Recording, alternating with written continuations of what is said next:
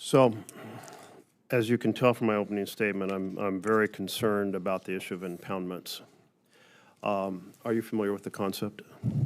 Of course, Senator. You understand that it involves freezing funds that are to be allocated by law? Senator, I'm familiar with the impoundments. I also understand we're having this conversation in the middle of the fiscal year as opposed to after the fiscal year.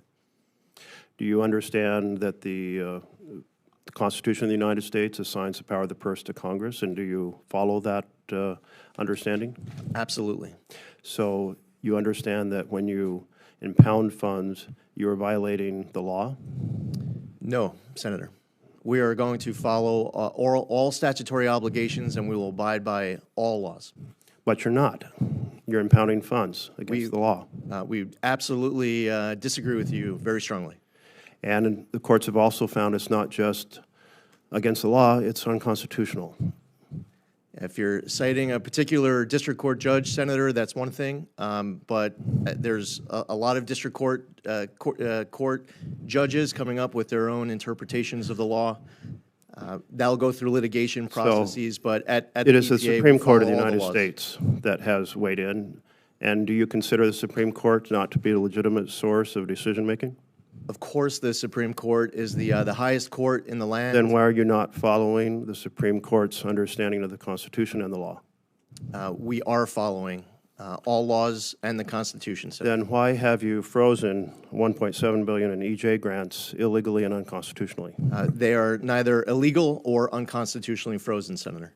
Are they legally frozen? Yes, Senator. Under what authority of the law? Senator, Congress appropriates funding, and then say if the Biden administration is in place last year and they're at the beginning of the fiscal year, they might apply their own administration's policy priorities.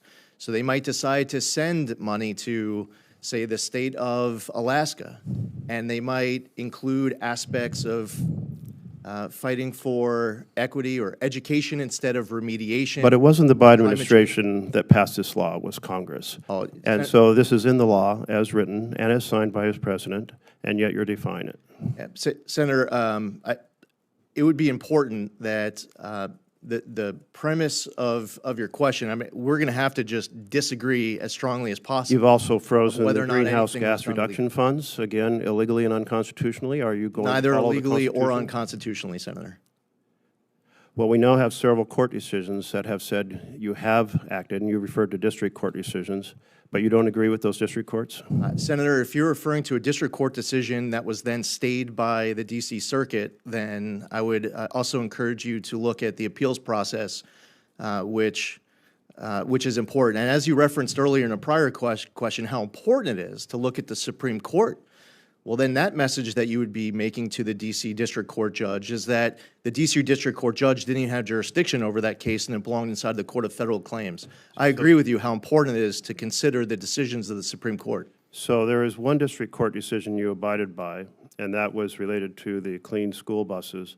If other district courts say that this is an illegal impoundment, an unconstitutional impoundment, will you follow the findings of those district courts, or will you simply appeal it upwards? We will abide by all laws and the United States Constitution at all times. Well, again, the administration has responded to some district court decisions by saying we will simply appeal it. We'll seek a stay and an appeal. Will you follow, when a district court says you've illegally impounded funds, will you follow that district court decision?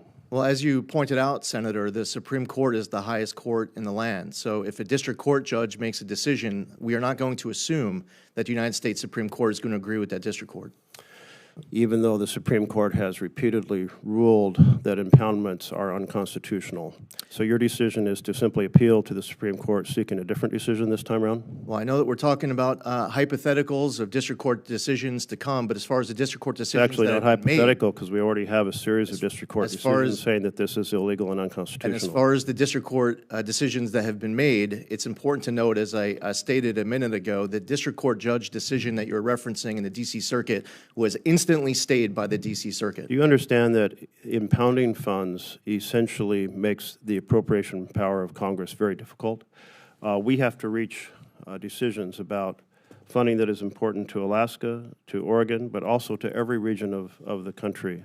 And if then we strike this law, we strike these decisions to help address environmental issues in every part of the country, and then the executive comes along and says, we want the power of the purse, we're going to treat these laws as suggestions, we're going to freeze these funds for programs we don't like, or regions we don't like, or congressional districts we don't like, that completely undermines the dialogue and the ability of here in Congress to produce bipartisan bills? Senator, I don't know if on either side of the dais I've ever heard in one round of question more premise of questions that I possibly disagree with. I refuse to waste $1 of tax dollars, period. Since you are violating both the law and the Constitution, will you follow your oath? And if you can't follow your oath, will you resign from your office? Yeah.